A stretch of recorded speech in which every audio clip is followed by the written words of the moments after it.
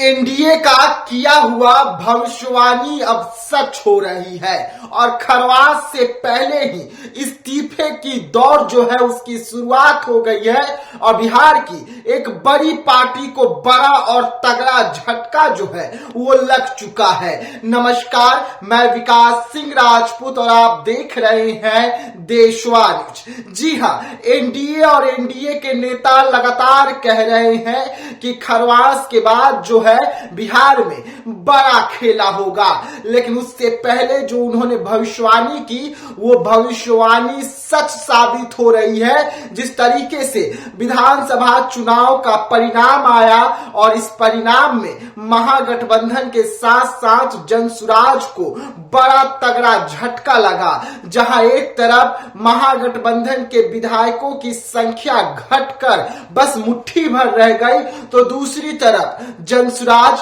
और प्रशांत किशोर जो बिहार को बदलने का दावा कर रहे थे उनका खाता तक नहीं खुल सका और उनके विधायकों को करारी हार मिली, उनके नेताओं को करारी हार मिली। लेकिन अब झटका लगने की बारी थी। लगातार जहां एक तरफ राजद के नेताओं को झटका लग रहा है, तेजस्वी यादव को झटका लग रहा है, तो अब प्रशांत किशोर की बारी थी और प्रशांत किशोर के पार्टी के कद्दावर नेता और भोजपुरी के सिंगर रितेश पांडे ने इस्तीफा दे दिया है। जी हाँ, रितेश पांडे ने अपने एक्स पर पोस्ट किया है और पोस्ट के माध्यम से ये बड़ी जानकारी दी है कि वो जनता की सेवा करना चाहते हैं, लेकिन वो किसी दल में रहकर जनता की सेवा नहीं कर पा रहे थे। वो दल में थे तो बंदिशों में थे और यही कारण है कि वो अब तमाम पदों से इस्तीफा दे रहे हैं। यानी कि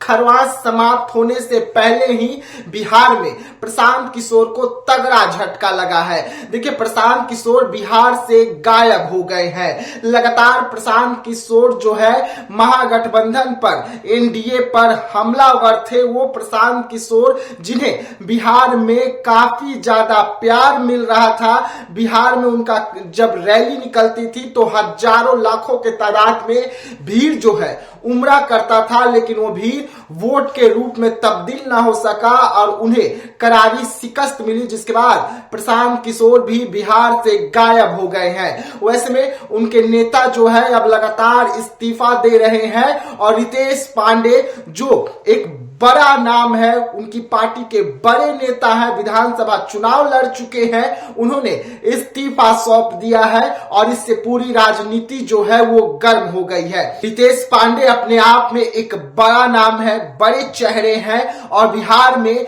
भोजपुरी कलाकार हैं, सिंगर हैं और विधानसभा चुनाव लड़ चुके हैं, लेकिन उन्होंने कई गंभीर आरोप जो है वो भी लगाया है और साफ तौर पे कहा है कि वो किसी पार्टी के बंदिशों में रहकर काम नहीं कर पा रहे थे, इस वजह से वो इस्तीफा दे रहे हैं। आप सब समझ ही सकते हैं। यानी कि जनसुराज को तगड़ा और बड़ा झटका जो है वो लग चुका है और उनके पार्टी में भी अब इस्तीफा जो है लगातार हो रही है और रितेश पांडे ने भी इस्तीफा सौंप दिया है। तो ऐसे तमाम खबरों के लिए रहिएगा देशवा न्यूज के साथ, दीजिएगा इजाजत। धन्यवाद।